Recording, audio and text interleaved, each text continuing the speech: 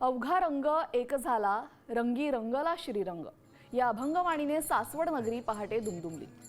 सासवडच्या मुक्कामानंतर माऊलींच्या पवित्र पादुकांवर दुग्धाभिषेक करून महाआरती संपन्न झाली। यानंतर ज्ञानोबा तुकारामच्या अखंड जयघोषात आणि टाळ मृदुंगाच्या गजरात वारी जेजुरीच्या दिशेने मार्गस्थ झालेली आहे।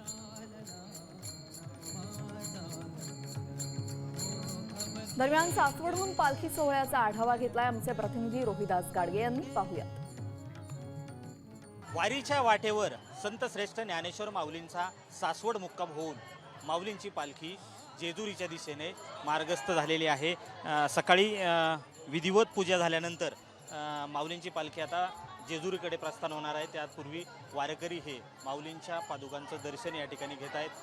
मोठ्या संख्येने जनसमुदाय हा सासवड नगरीमध्ये दाखल झाला होता।